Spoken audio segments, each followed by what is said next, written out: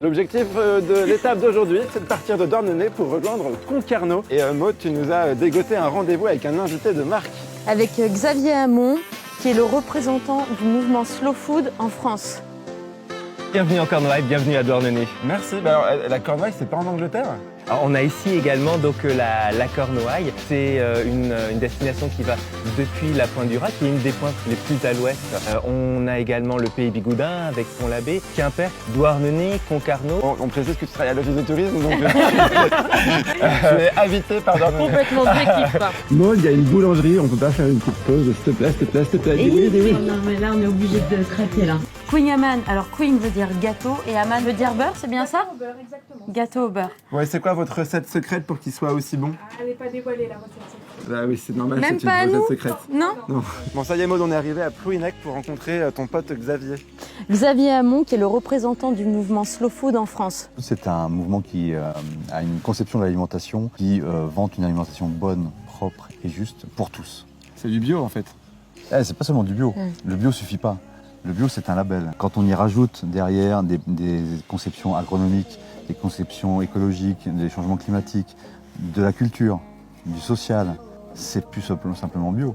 C'est toute une organisation de la société. Ici, il y a eu pendant très très longtemps de la formation à la charpente de marine, au métier du bois. Dans le cadre du questionnement sur ce qu'on fait de ce lieu-là, commencer à imaginer ce qu'on pourrait faire ici en termes de formation. On va pouvoir inviter les gens du Cap-Sizun, les producteurs, les cuisiniers, les jardiniers amateurs à venir faire une université avec nous. Moi, je cuisine pour être avec les autres.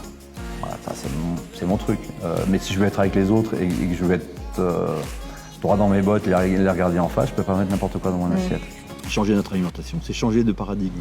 Ce qui gouverne notre alimentation ne peut plus être la spéculation ou le bénéfice aux actionnaires, mais la capacité à nourrir, donc la valeur nutritive, et comment on se nourrit aussi, on se nourrit aussi par la rémunération de son travail. Toutes ces questions-là, il faut apprendre à se les poser mutuellement. Et c'est pas qu'une histoire de cuisinier, c'est pas qu'une histoire de pêcheur, c'est notre histoire à tous. Allez Evan, on va prendre la mer. Ouais. J'ai trop envie d'aller à l'eau, tu veux pas qu'on aille se chercher des planches? T'en as pas mis sur ton vélo? Non, pas encore. Ah, t'as une planche à découper. C'est déjà pas mal. Toi Evan, à plus rien que tu rêverais pas d'avoir une maison rénovée d'une façon écologique? C'est vrai qu'en Cornouailles, ils ont un réseau qui s'appelle le réseau Tinéo et qui en fait met en lien tous les artisans de l'éco-construction. La mission principalement, c'est de conseiller les personnes qui ont des projets de rénovation énergétique. Donc on conseille sur les différentes manières de pouvoir faire des travaux d'isolation, d'économiser l'énergie.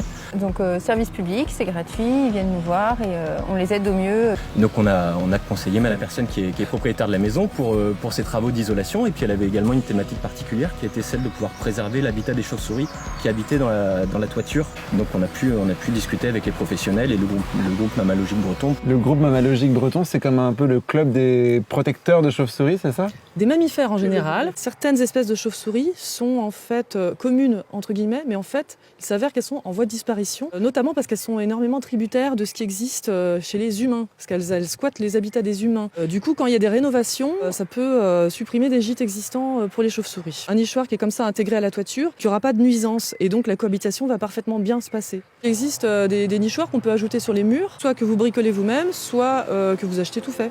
Bon, ça y est, Maud, on arrive enfin à Concarneau. T'étais déjà venu ou pas? Pas du tout, absolument pas. Ouais, on va rencontrer qui maintenant? On va rencontrer Thibaut qui a créé son entreprise dans l'innovation pour les cordages des bateaux. Bon, c'est la fin de la semaine, ça va faire 5 fois qu'on refait la même séquence. Alors. Salut Thibaut. Salut. Salut. Ça va? Salut. InEurope, c'est l'histoire de deux copains au fond d'un garage qui inventent un concept assez fou. Non, alors ça, je vous ai ramené, c'est un proto de ligne de mouillage. En fait, c'est ce qu'on a installé au Glénan en face. Juste pour préciser, pour les gens qui naviguent pas forcément. Les lignes de mouillage, c'est là où on s'accroche quand on veut arrêter de faire du bateau. Quand on arrive par exemple au Glénan, il y a des bouées bleues et c'est nos bouées qui sont les bouées bleues, c'est nos mouillages.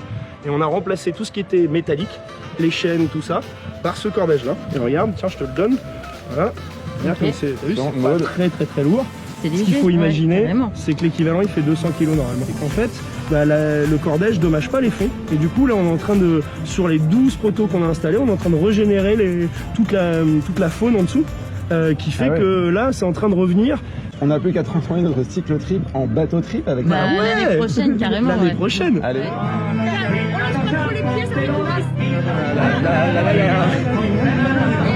Ah, 2, 3, 4. 1, 2, 3, 4. Le symbole du Triskel qu'on fait. Ah, mais il fallait commencer par là en fait. Voilà, ça, tout à fait. Et on peut draguer à la danse bretonne ou pas? Oui, tout à fait. C'est vrai? Brigitte, c'est la pro. Je sais que t'as toujours rêvé d'être marin, mais non. Il est trop bien le bar que t'as choisi pour la fête de la musique en on tout est en cas. plein centre de Concarneau. Donc on a le propriétaire des lieux. Ah, le capitaine. Les activités, c'est la location à quai, à la journée ou à la demi-journée. Le bar à vin, qui est un concept et sur la démocratisation du vin, les sorties en mer, l'initiation à la voile traditionnelle, les gens participent aux manœuvres en fonction de leur capacité. La société véhicule les valeurs de l'échange, le partage et la découverte sur un outil qui est pédagogique. On s'inscrit clairement dans l'économie sociale et solidaire. Le but du jeu, c'est que les gens ils s'approprient le bateau et qu'ils soient tous acteurs et pas consommateurs. Là, par exemple, on est clairement en zéro déchet. Si moi je suis capable de le faire sur un bateau, il y a plein de choses qui ne sont pas prévues pour, que ce soit pour le handicap ou pour l'environnement.